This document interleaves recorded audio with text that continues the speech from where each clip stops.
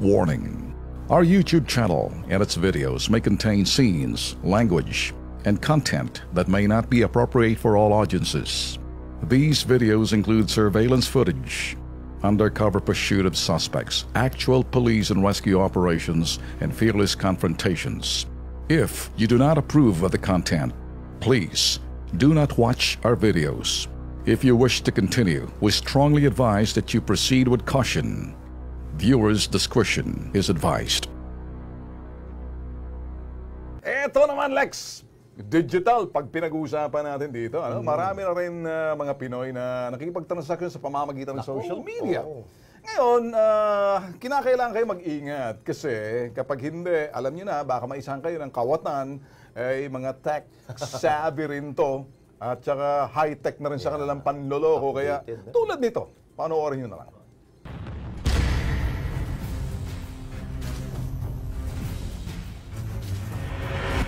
Si Angel, hindi niya tunay na pangalan, 24 anyos, nagreklamo. Biktima raw ng identity theft ang kanyang nobyong si Amiel Quiambao. Nagugat ang problema matapos sila makipagtransaksyon sa isang nagpakilalang ahente ng isang telecommunication company na si Julio Madrigal. Ayon kay Angel, nakilala nila si Julio sa pamamagitan ng Facebook. At nang tiyempong nangangailangan sila ng postpaid cellphone plan, dito na raw pumasok sa eksena si Julio. Naghanap kami nung sa plan kasi nga yung boyfriend ko, busy siya lagi sa work. So para hindi na kailangan pumunta sa mall, sa Facebook na lang. May nakita kami dun sa group, tapos pin-EM namin siya. Nag-o-offer siya ng iPhone 7, mga ganun, iba-ibang model ng phone, tapos may cash out. Ang siste, 2 valid ID ang hiningi sa kanila ni Julio. Sa pagnanais nila Angel na matapos agad ang transaksyon at makakuha ng cellphone, ibinigay agad nila ang company ID at teen ID ng kanyang boyfriend na si Amiel. Sabi niya 2 valid IDs daw, send daw. Parang yun lang yung need para ma-approve. It's either today or tomorrow. Nag-send kami gamit yung Facebook ko. Nag-send ako nung ID. Pinicturean ko yung ID ng boyfriend ko. Sinad ko sa kanya. Sabi niya pa sa akin, kailangan may address, same address daw yung Pero mabilis ang kawatan. Hindi pa natatapos ang araw na bigla na lamang sina Angel nang i-block sila ni Julio sa Facebook. Ang masakla pa, nang subukan nilang hanapin ang pangalan ni Julio sa social media, pangalan at mukha na ni Amiel ang bumulaga sa kanila. Mga ilang minutes lang, nung may itatanong ulit ako sa kanya, nakita ko, iba na yung name niya, naging Amiel Quiambao na, yung pangalan na ng boyfriend ko. Inisip ko that time, baka siguro sa record niya. Pero nung minessage ko na siya, nakalagay, block na siya. Tapos hindi ko na siya ma-search using yung Facebook at saka yung Facebook ng boyfriend ko. Hindi na siya ma-search. Maging ang teen ID at company ID na kanilang ipinadala, ibinalandra na raw ni Julio sa social media. Sinubukan daw sabayan nila Angel ang laro ni Julio. Sa pagkakataong ito, isang herbal supplement naman daw ang ibinibenta online ni Julio. Nakita ko yun, gamit naman yung Facebook ng friend ko. Ang binibenta na po niya doon, M3 na tea. Ang nakapost doon, yun yung ad niya. Tapos, yung ID ng boyfriend ko, yung teen ID. Picture nung item. Para basahin ang galaw ng Talpulano, umorder sila na may git 9,000 pisong halaga ng herbal supplement. Matapos raw ang kanilang transaksyon, gusto ni Julio na ipadala ang pera sa pangalan ng boyfriend ni Angel. Pero dahil alam nila na bogus ang pangalang ibinigay ni Julio, hindi nila pinatulan ang panloloko. Hinihingi niyang mode of payment is smart padala, which is pag smart padala kasi 'di ba walang Pin-EM nung hipag ko yung yung ID ng boyfriend ko yung pinipresent niya kahit di naman nagtatanong kung may ID siya. Pero ang pahay na ito ng Drobo, hindi sila nagpasilo. Siniyasat na kilos pronto ang account ni Julio sa Facebook. Dito, makikita ang pangalan na ni Amiel ang talagang gamit niya. Maging ang larawan ni Amiel kasamang isang politiko sa lungsod ng Quezon, ginamit din ni Julio. At sa fake account na ito ni Julio, gamit ang pangalan ni Amiel, tuloy pa rin ang kanyang pagbebenta ng herbal supplement. Ayon kay Police Superintendent J. Guillermo ng Anti-Cybercrime Group sa Campo Crame, pasok sa kasong identity theft ang ganitong uri ng panloloko.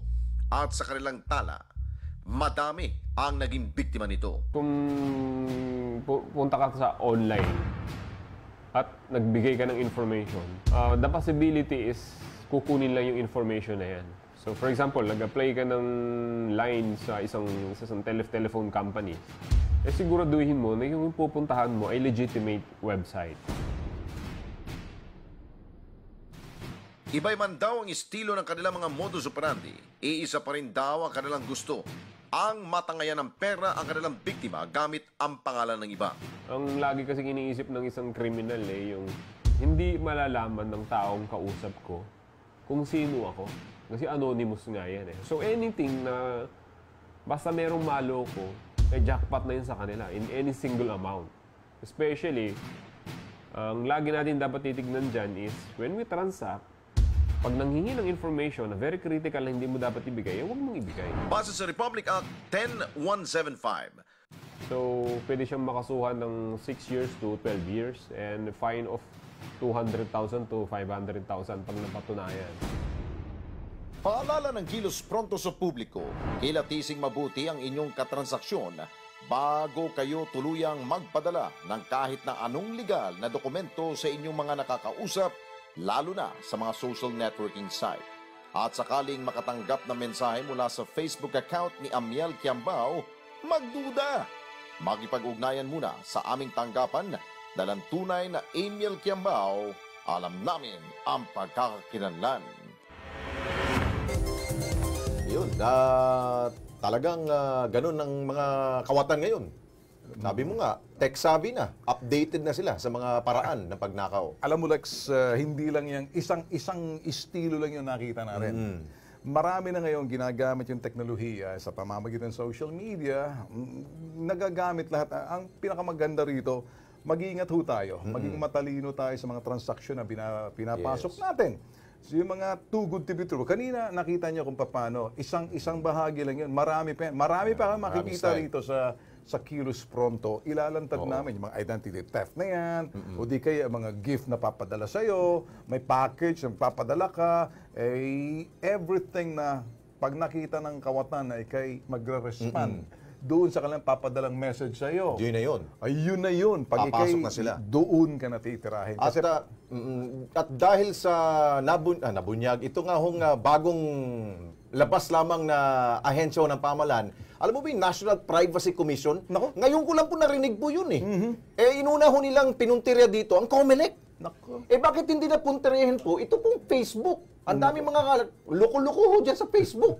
Bakit hindi nyo unahin kung sinasabi ho ninyo kayo ang Privacy Commission, yung privacy ho ng ilang pong mga biktima ho dyan, yung mga nagdanakaw sa kanilang identity? Yan. Dapat unahin ho ninyo yun. Pero Lex, pagdating naman sa Facebook, ang Facebook kasi i-report mo sa kanila, mabagal din. Kung kumikilos na, mabagal din Mabagal din. Sa panahon ngayon, di mo na malaman yung kawatan kung sino yung legit at kung sino yung counterfeit.